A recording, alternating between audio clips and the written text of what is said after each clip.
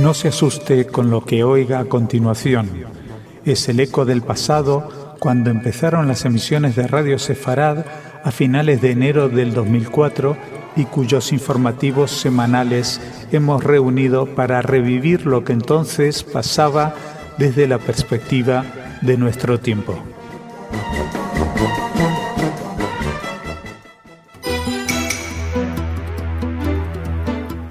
Hola oyentes de Radio Sefarad y bienvenido a esta sección de noticias que son unas reflexiones al hilo de la actualidad. Hoy vamos a dejar los temas más importantes para que ustedes los escuchen en la sección de Dori Lustrón por Israel en Voz, donde habla de la situación en Egipto. También sobre Siria poco tenemos que añadir porque es simplemente el derroche de vidas humanas cotidiano. Y tampoco de Irán hay nada nuevo.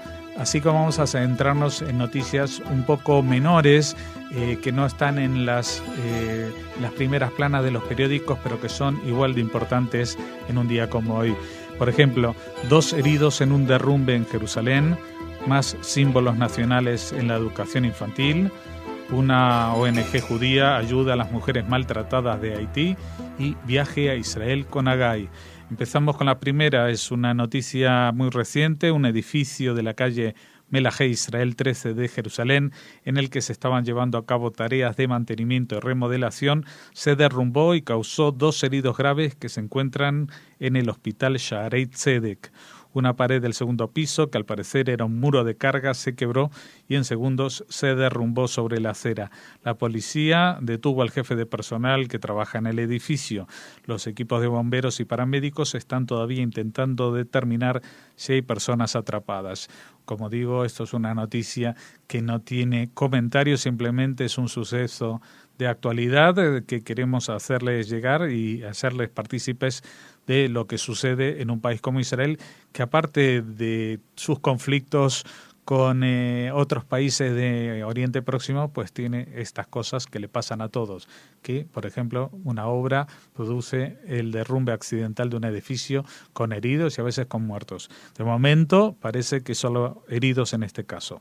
Vamos a la segunda de las noticias, que esta sí tiene una carga emotiva, diría yo.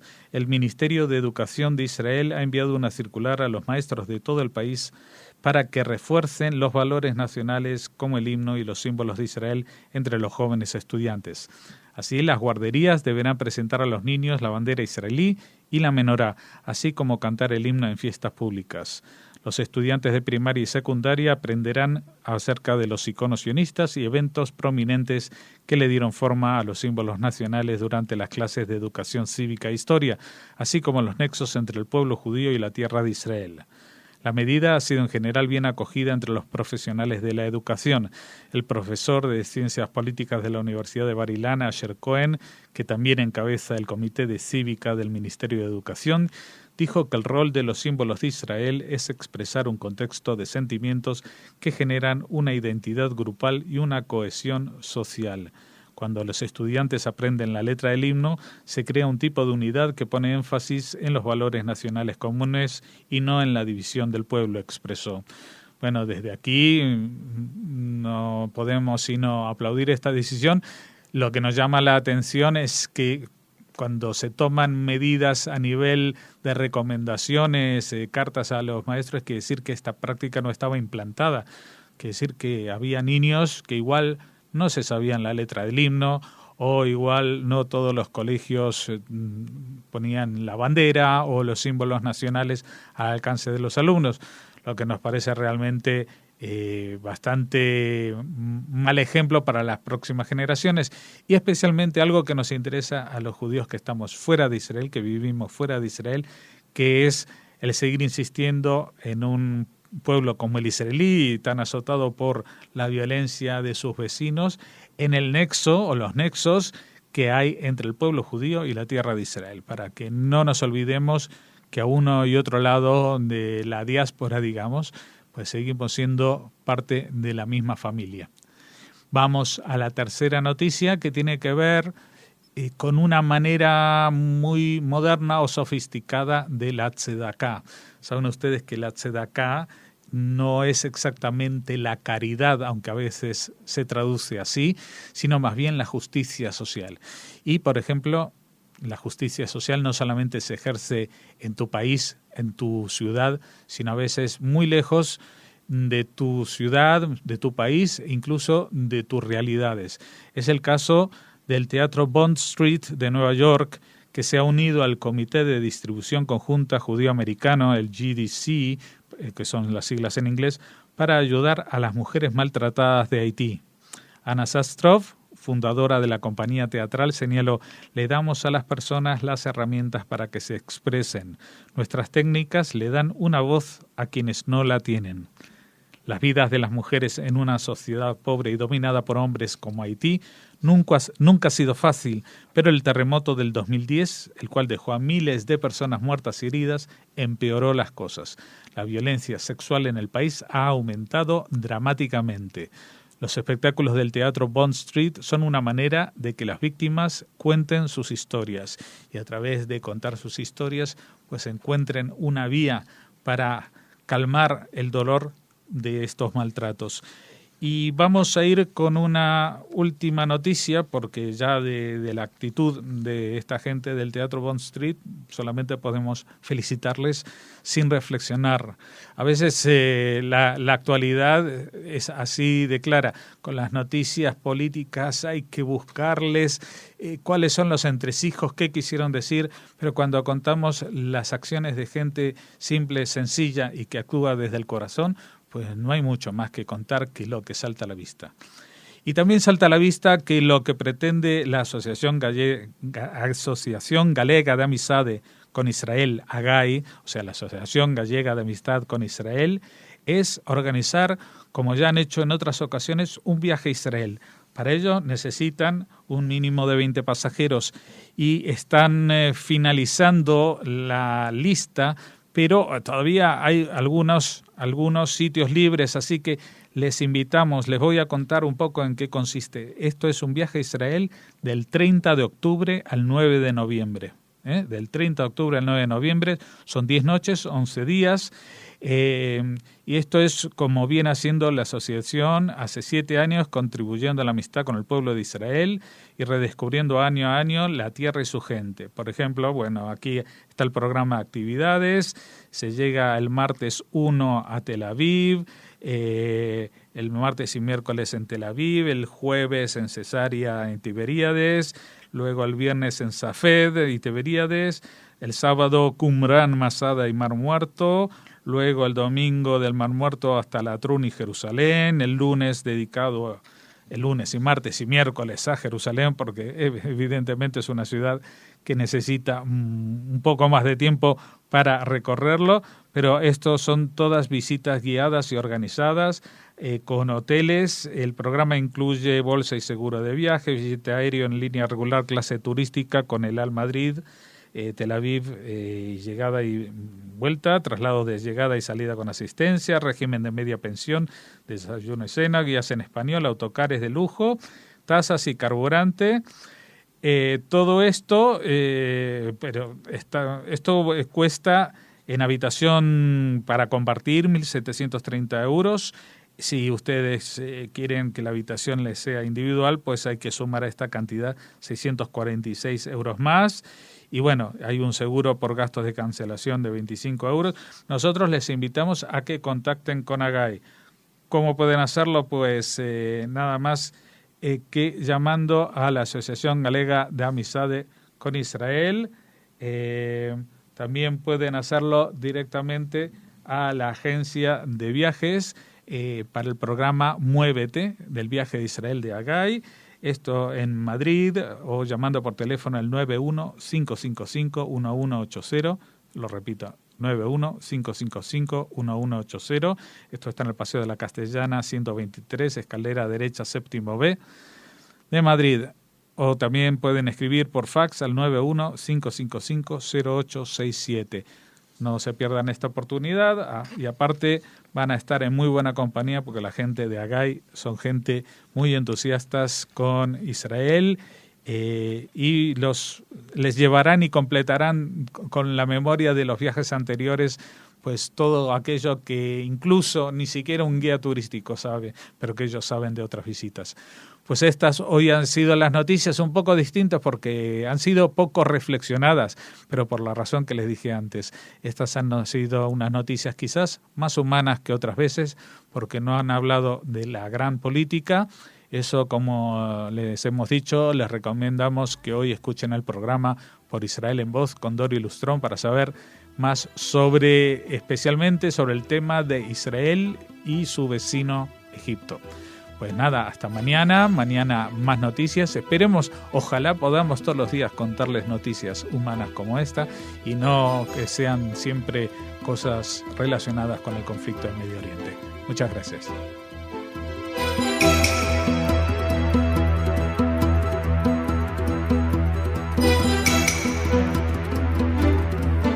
Bienvenidos a las noticias de Radio Sefarad, a estas reflexiones al hilo de la actualidad que empiezan ahora con estos titulares. Hamás se queja del trato de los hermanos musulmanes. Assad se retira, según el viceministro de Exteriores de Rusia, Mikhail Bogdanov. Tratado de libre comercio entre India e Israel. Y por último, vídeos negacionistas en YouTube. Comenzamos. El grupo terrorista Hamás, que controla Gaza desde hace años, no entiende qué ha pasado, ya que el nuevo liderazgo islamista de El Cairo les ha impuesto la misma pena que la aplicada por el derrocado expresidente Hosni Mubarak, con el cierre del cruce de Rafah la semana pasada, después de que terroristas no identificados mataron a tiros a 16 policías egipcios cerca de la frontera de Gaza antes de lanzar un ataque sobre Israel que fue sofocado rápidamente. Hemos sufrido desde el régimen injusto de Mubarak que participó en el bloqueo israelí a Gaza. ¿Por qué debemos sufrir ahora en la era de la revolución de Egipto y la democracia?, se preguntó el ministro del Interior de Hamás, Fathi Hamad. El ejército egipcio realizó una breve apertura de la frontera el viernes pasado para permitir a los palestinos atrapados en Egipto que regresen a su casa. Egipto dijo el lunes que abriría el paso en forma temporal una vez más, pero solo durante 3 días, principalmente para permitir los viajes para los casos humanitarios, como los palestinos que buscan atención médica en el extranjero, y los estudiantes, anunció un funcionario de Hamás. Esta organización creía que el presidente egipcio Mohamed Morsi marcaría el comienzo de un nuevo periodo de armonía entre Gaza y El Cairo, pero esto todavía tiene que materializarse, ya que depende de las consideraciones estratégicas que involucran el Tratado de Paz que desde 1979 mantienen Egipto e Israel y la ayuda militar de Estados Unidos. Y yo agrego, y no solamente eso, es que jamás se creía que con la subida de los hermanos musulmanes había subido el islamismo radical. Y aunque algunos de los votantes de Morsi también creyeran que la subida de la hermandad musulmana al poder significaba el dominio completo, pues la cosa no es así. Primero porque ni el ejército egipcio ha decidido abandonar sus armas y todas sus alianzas estratégicas con los Estados Unidos, ni Morsi tiene la intención de hacerlo porque, entre otras cosas, no tendría herramientas, elementos para sacar adelante a su país en una situación de pobreza extrema y de aislamiento. También Morsi se está dando cuenta de que el tema del Tratado de Paz, que hasta ahora parecía una mera declaración formal, es mucho más complejo y que lo ha llevado a ponerse al frente de un ejército que machaca a los de Hamás, que machaca a sus compatriotas o al menos correligionarios palestinos y los pone en una situación muy comprometida porque jamás se pensaba que la cosa había cambiado y que el mundo era ya jauja y que todo el mundo se había aliado para acabar con Israel. Pero la cosa afortunadamente no es así y el primero que lo ha sufrido ha sido el gobierno egipcio, que se ha dado cuenta que las advertencias de Israel sobre el atentado iban más en serio de lo que ellas pensaban y que les iban a afectar directamente, no solamente a la cuenta del turismo que podía pasear por Sinaí, como ellos pensaban, sino a su propia imagen internacional, a su propia imagen interna como un gobierno débil que tenía que ser el resultado de las urnas por primera vez en Egipto, y que ahora se ve que tiene que lidiar contra el terrorismo que se llama Hamas, el terrorismo que en otras situaciones se llama Hezbollah y que siempre se esconde detrás de él el monstruo iraní. Pasamos a una segunda noticia que tiene que ver también con Irán, o al menos con uno de sus regímenes títere, que estamos hablando de Siria. El viceministro de Exteriores de Rusia, Mikhail Bogdanov, reveló a un periódico saudita que el presidente de Siria, Bashar al-Assad, está dispuesto a abandonar el poder. Entre otras razones, el tirano sirio teme por la vida de su hermano Maher, que perdió las 2 piernas durante el atentado contra la cúpula militar el mes pasado en la sede del Servicio de Inteligencia Nacional en Damasco. Maher Hassad es el comandante de la temible 4ª División y de la Guardia Republicana que está protegiendo a la capital siria de la ofensiva rebelde. Como se dice aquí en España, le crecen los enanos a Assad. Si ya le mataron al ministro en esa ocasión y luego el primer ministro se dio a la fuga y está ahora hablándole a la Liga Árabe desde Amán, pues también el jefe de la Guardia Republicana, el último reducto, la última defensa, la última línea de defensa de su régimen, también está a punto de perder la vida y es su hermano. Así que no estamos muy lejos quizás del fin de por lo menos de Bashar el-Assad. No sé si del régimen, si pondrá algún títere al frente, si las milicias de la oposición se harán con el dominio del país. Seguramente esto acabará siendo así. El tema es cuántos más han de morir por una situación que se sabe cuál va a ser el final. Si al final la familia Assad deberá abandonar Siria y refugiarse en alguno de estos regímenes amigos, posiblemente Irán, porque ya no le va a quedar muchos sitios más donde estar. Vamos a la tercera noticia, que ya es de una índole mucho más agradable, que es un tratado de libre comercio. En estos momentos de crisis mundial, Israel no solamente está haciendo todo lo posible para mantenerse al margen de ella, sino de incrementar y mejorar su economía con tratados de libre comercio con grandes potencias emergentes. Una de ellas, sin duda, es la India. India e Israel iniciaron en Nueva Delhi la 5ª ronda de negociaciones con vistas a concertar un tratado de libre comercio. Las conversaciones coinciden con los 20 años del establecimiento de relaciones diplomáticas plenas entre los dos países. El acuerdo se centrará en bienes, servicios e inversiones. Desde 1992 al 2012, en estos 20 años, el comercio bilateral entre ambas naciones asiáticas experimentó un aumento exponencial, pasando de $180 millones a más de 5.000 millones, con el grueso de las operaciones en productos químicos, maquinaria, informática, tecnologías agrícolas y diamantes. India es uno de nuestros socios comerciales más importantes, declaró uno de los negociadores. Hay un creciente interés de ambos lados en aumentar la cooperación en varios sectores, incluidas las tecnologías del agua y la energía, la informática y la agricultura. Así que vamos a esperar y seguramente dentro de algunos meses asistiremos a la firma del Tratado de Libre Comercio, como estos días lo hacía Israel con otro país de otro continente como es Colombia. No voy a agregar más comentarios, más que me alegro que algunos países como Israel y la India, que aparte nacieron prácticamente en las mismas fechas, pues logren superar sus diferencias, si es que las hay, y encontrar vías para mejorar el bienestar de sus respectivos países a través de un tratado de libre comercio. Vamos a la última noticia, que tiene que ver con el antisemitismo y las nuevas tecnologías, porque el Consejo Ejecutivo del Judaísmo Australiano ha pedido al sitio web de vídeos YouTube que elimine el material de odio relacionado con el negador del Holocausto australiano Frederick Toben.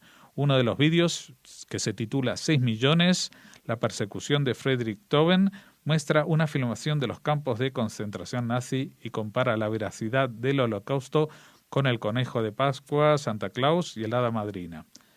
Mientras que el sitio advierte que el vídeo ha sido identificado como potencialmente ofensivo o inapropiado por la comunidad YouTube, hay una opción que evita que el aviso reaparezca en la próxima visualización. El Instituto de Prevención del Odio Online contactó con la empresa YouTube luego de que se documentara una actividad del odio severa en el ciberespacio y destacó que en un día un usuario subió 1.710 vídeos, la mayoría de los cuales eran de un descarado discurso de odio. Desde aquí hacemos un llamamiento a esta empresa tan famosa y a la que muchos recurrimos como es YouTube, para que tenga bastante más cuidado con el material que a través de ella se maneja, y cuando se produce una denuncia de este tipo no solamente ponga la advertencia, sino que actúe de forma más rápida y que evite que se vuelvan a subir a través del mismo usuario vídeos de esta misma categoría que ofende a los demás, como es la de los negacionistas del Holocausto. Y con esto acabamos las reflexiones de hoy en torno a las noticias que han surgido, esperando que mañana nos volvamos a encontrar aquí. Así que me despido de ustedes y les deseo que tengan un buen día. Muchas gracias.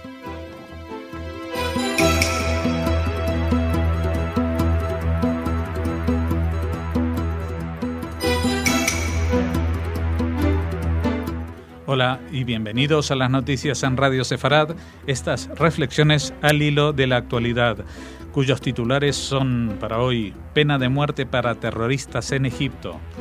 Estados Unidos podría atacar a Irán antes del próximo junio si no desiste de su programa nuclear.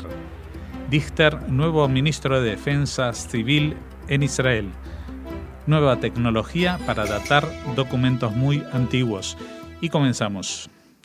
Un tribunal egipcio condenó a la muerte a 14 hombres acusados de integrar un grupo islamista que asesinó a 6 personas en julio de 2011 durante un ataque contra una comisaría y un banco en el norte de la península egipcia del Sinaí.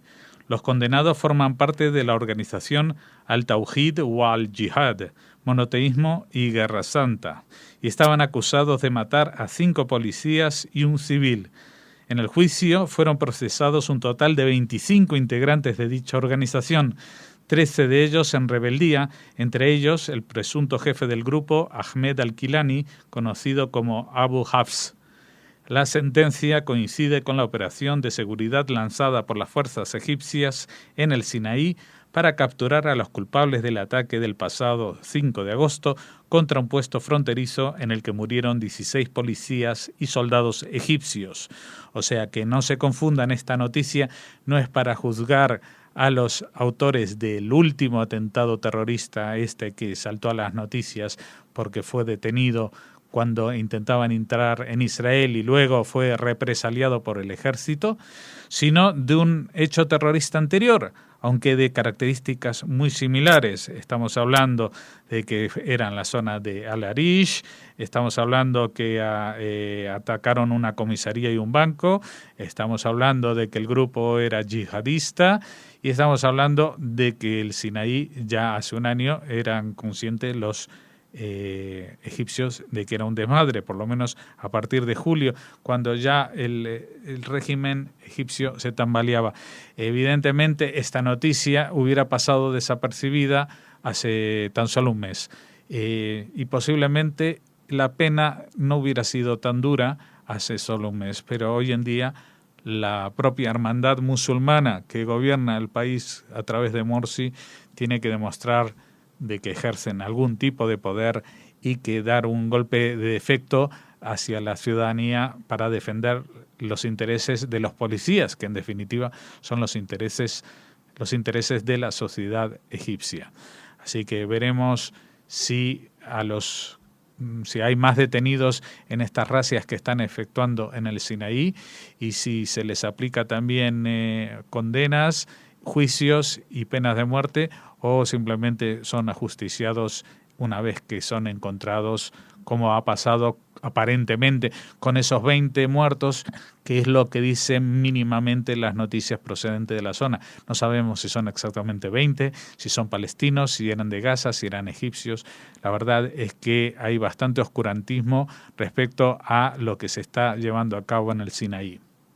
Pasamos ahora a Israel, aunque en relación con los Estados Unidos. El canal 10 de la televisión israelí afirmó que se está ultimando una cumbre muy importante entre el presidente norteamericano Barack Obama y el primer ministro Benjamin Netanyahu, en la cual el mandatario estadounidense asegurará que su país empleará la fuerza para impedir que Irán continúe con su carrera para la obtención de armas nucleares a más tardar en junio del 2013, si la República Islámica no detiene su programa atómico.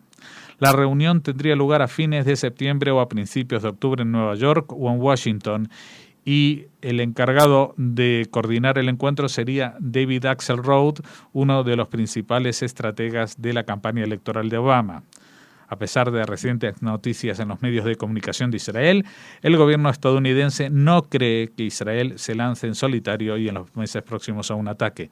Sin embargo, la Casa Blanca no tiene la certeza de cuál será la actitud israelí y prefiere reducir la incertidumbre. De todas maneras, los estadounidenses no tienen la certeza y tampoco Israel tiene la certeza de que estas palabras, incluso que aún no se ha dicho, pero que se podrían pronunciar en septiembre o octubre, si van a ser verdad y van a tener algún efecto, aunque las diga el propio presidente de los Estados Unidos, ya que en estos 4 años su comportamiento hacia el conflicto ha dejado bastante que desear, no ha impulsado ninguna negociaciones serias, no ha apoyado a Israel de forma decisiva en el tema de Irán, y está aprovechando justo, qué casualidad, un mes antes de las elecciones, y el que organiza este encuentro es nada menos que el que lleva a cabo también la campaña electoral para hacer estas declaraciones. Así que bueno, yo no lanzaría las campanas al vuelo ni por el apoyo que va a dar Obama, ni porque realmente las cosas sean tal como las dicen los americanos, que Israel no intervendrá antes de esa fecha tope que da Obama en junio del 2013. Seguimos con la tercera noticia, que también tiene que ver con Israel, pero con su política interior.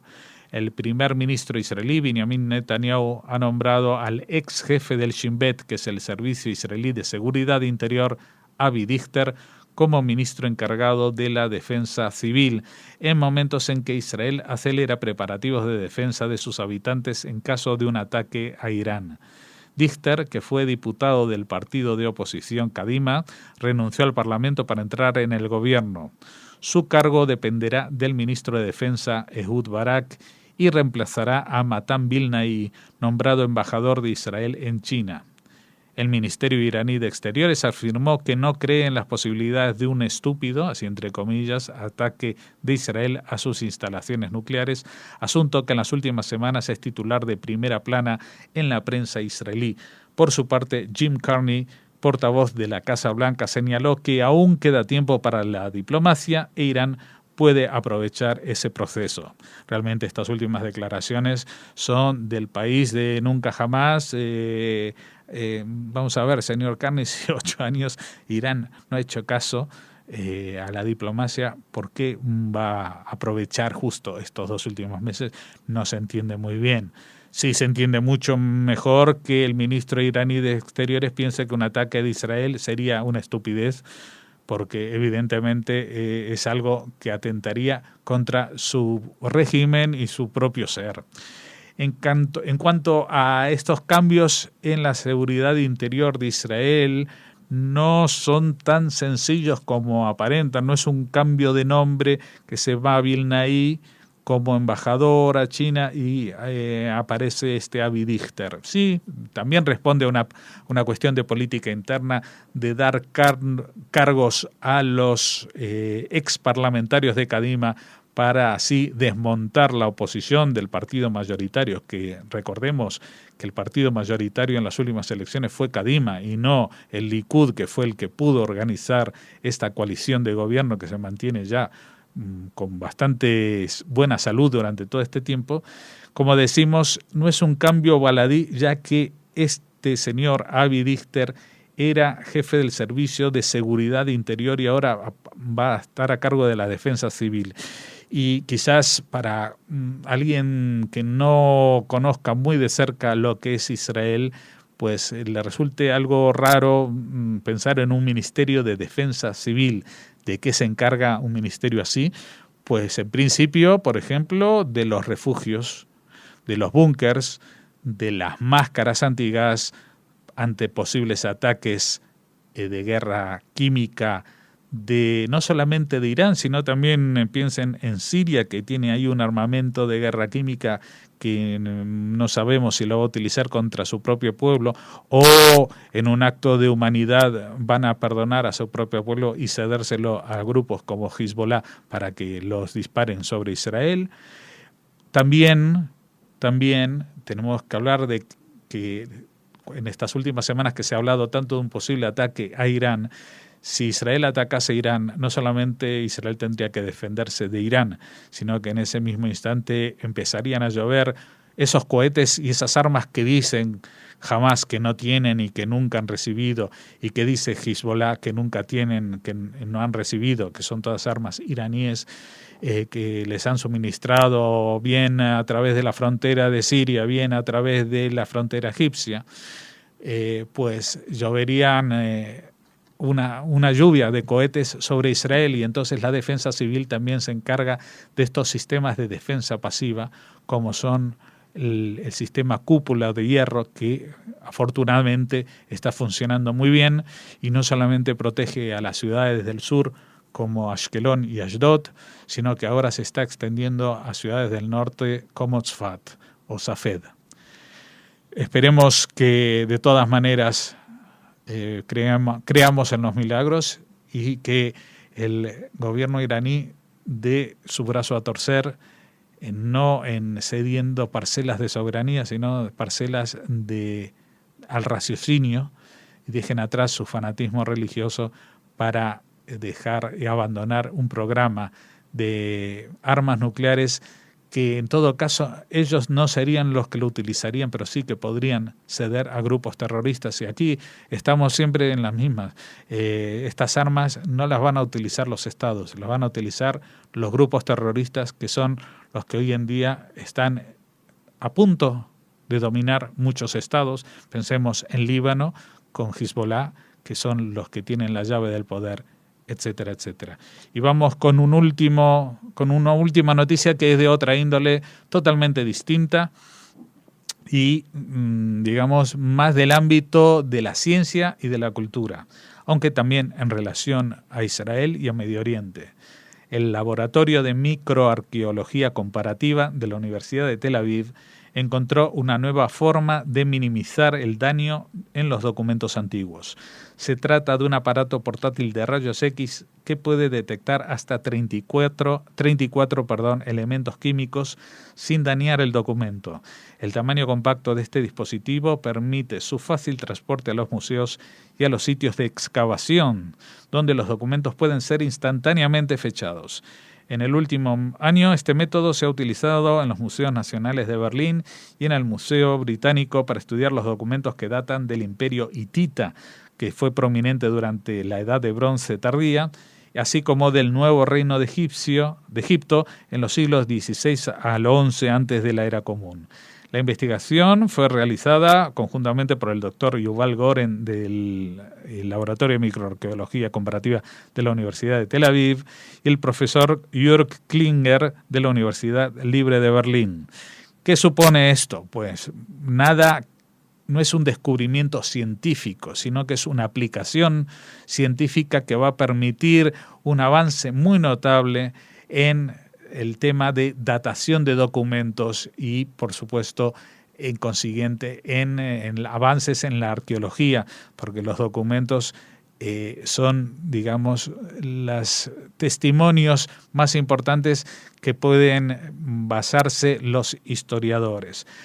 Estamos hablando de un aparato que va a permitir sencillamente que en el propio sitio de excavación, en el momento que se encuentre algún documento, cuando estamos hablando de documentos, estamos hablando de documentos escritos, y el soporte donde están escritos o los elementos con que ha sido escrito, pues pueden ser los que den la pauta de una fecha exacta para situar a dicho documento en tal o cual época con mucha más certeza y eficacia. Imagínense, por ejemplo, un papiro que tenga 3.000 o 4.000 años de antigüedad. Pues hasta ahora, para datarlo, había que tomar muestras de la tinta, del papiro, y con eso se afectaba al propio documento. O sea que nosotros podíamos conocer de qué época era el documento, pero a costa de estropearlo. Y ya sabemos que en historia lo que se encuentra hoy sirve no solamente para mañana, sino también tiene que servir para pasado mañana, para que cuando se encuentren técnicas todavía más avanzadas de las que hoy conocemos o siquiera nos atrevemos a soñar, puedan hallarse, incluso obtenerse mucha más información de la que hoy día somos capaces de extraer de estos documentos. Porque esta historia es la misma historia que hoy en día que seguimos escribiendo nosotros. Y somos conscientes de ello, especialmente gente como los judíos, que somos, y aquí modestia aparte, la única cultura que ha sobrevivido al paso del tiempo desde estas eras que en la grosa división de la historia se llama historia antigua. No hay ninguna otra civilización que haya perdurado, ni los romanos actuales tienen nada que ver con los antiguos romanos, ni los griegos de hoy son los antiguos griegos, ni los egipcios, por supuesto, tienen nada que ver con el antiguo Egipto, ni los hititas, ni todas esas culturas que han desaparecido, ni los persas, desgraciadamente, tienen nada que ver con este desastroso imperio iraní islamista de hoy en día. Así que esperamos que podamos seguir cada día trayéndoles también las noticias de la realidad, triste realidad, pero también noticias esperanzadoras que nos acerquen un pasito más hacia el futuro, que es la solución de los problemas de hoy. Muchas gracias y hasta mañana.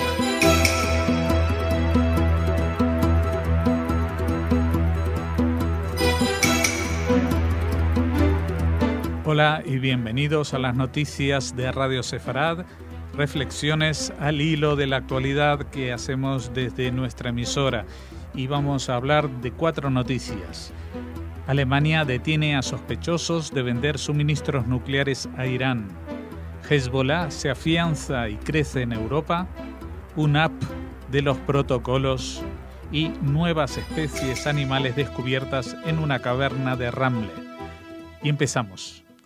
La Fiscalía Federal de Alemania informó de la detención de 4 sospechosos, un alemán y 3 germano-iraníes, por el presunto suministro de piezas destinadas al programa atómico de Irán.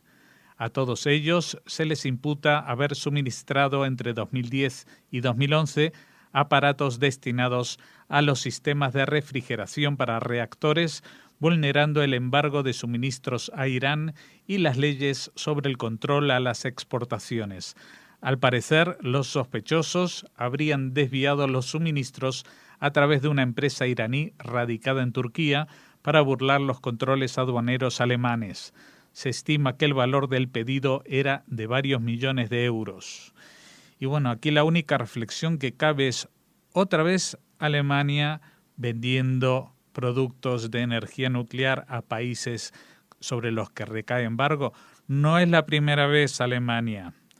Ya sé que la crisis nos afecta a todos y tenéis mucho miedo de entrar también vosotros en la misma bolsa que el resto de Europa, pero no se puede jugar a eso.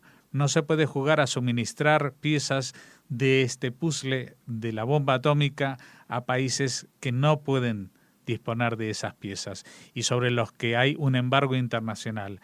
Está bien que la policía los ha detenido, pero es que los mecanismos de vulneración del embargo son tan sencillos, son de primer grado.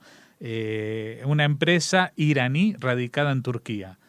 Vamos a ver, ¿y desde cuándo a Turquía sí se le venden productos nucleares? ¿Por qué una empresa turca o una empresa iraní en Turquía sí puede comprar esos productos? ¿No hay ningún control? Pues si no lo hay, debería haberlo. Vamos a la segunda noticia, que también tiene algo que ver con Alemania. A pesar de las continuas advertencias de Estados Unidos e Israel, la Unión Europea todavía rechaza la inclusión de Hezbollah en la lista de organizaciones terroristas. El efecto es un tremendo incremento de las actividades, tanto abiertas como encubiertas, de ese grupo en el continente. Según un reciente informe de inteligencia de Estados Unidos, miles de miembros de Hezbollah y seguidores operan en la Unión Europea y recaudan dinero para su liderazgo en Beirut. Alemania parece ser el centro de la actividad con 950 miembros y seguidores conocidos. No hay consensos entre los Estados miembros de la Unión Europea para poner a Hezbollah en la lista de organizaciones terroristas. Si hubiese evidencia tangible de que Hezbollah se está comprometiendo con actos terroristas, la Unión Europea consideraría enlistar al grupo, dijo el ministro de Relaciones Exteriores de Chipre, Erato Kozakou Markoulis. Y yo digo, ¿qué pasa? Hasta que no pongan una bomba en Chipre, Chipre va a decir de que Hezbollah no es un problema para ellos. Hasta que Hezbollah no firme con todos los datos y el DNI y las huellas de identidad, los últimos atentados, por ejemplo, el de Burgas en Bulgaria, que no lo ha reivindicado ningún otro grupo y que Israel ha señalado a Hezbollah y a través de suyo a Irán también detrás de ese atentado, o todos los otros atentados que se han abortado en otras embajadas israelíes en Europa también. Eso no es operatividad terrorista, eso no es, pues entonces, ¿qué es un grupo terrorista? Un grupo que mantiene un ejército propio dentro de otro estado, como hace Hezbollah dentro del Líbano, tampoco es un grupo terrorista según Europa, sino una milicia. Pues la verdad que esto no hay quien lo entienda y le va a pasar, desgraciadamente, o nos va a pasar, porque vivimos aquí en Europa, nos va a pasar como a Egipto. Que a Egipto, Israel le advertía, va a haber un atentado terrorista y los egipcios dijeron no, porque no va a ser contra nosotros. Y fue contra ellos. Y no era la primera vez. Ahora sabemos que han detenido y van a condenar a muerte a unos que el año pasado ya hicieron lo mismo, en otra comisaría de Al-Arish. Así que, por favor, señores de Europa, aparte de los desacuerdos que tienen en tema económico, por lo menos en temas de seguridad, en seguridad de sus propios ciudadanos, tendrían que estar un poquito más alertas, porque Hezbollah no está jugando al dominó ni a ningún otro juego pacífico. Vamos a la tercera noticia, que tiene que ver con la tecnología y con el antisemitismo, porque no es la primera vez que coinciden estos dos términos. Y esta vez es a través de las famosas apps o aplicaciones que se pueden descargar de la tienda de Apple para sus aparatos iPhone, iPod, iPad, etc. Un grupo de rabinos de Europa denunció la existencia de una aplicación móvil de los protocolos de los sabios de Sion, que es un libelo antisemita publicado por primera vez en 1902 en la Rusia zarista, cuyo objetivo era justificar ideológicamente los pogromos que sufrían los judíos. El rabino Pinchas Goldschmidt, presidente de la Conferencia Europea de Rabinos, organización con sede en Bruselas, transmitió a través de un comunicado que iba a ponerse en contacto con las autoridades de la compañía Apple para instar a que eliminen la aplicación. Esta fue lanzada a principios de este año 2012 y solo está disponible en árabe. Mira tú por dónde, qué bonito. El líder religioso consideró que si bien los protocolos de los sabios de Sion puede y debe estar disponible para el estudio de los académicos en su propio contexto, esta aplicación móvil es peligrosa e inexcusable, considerando que podría ser utilizada por los antisemitas teóricos de la conspiración y sus compañeros de viaje para seguir adelante con su agenda racista.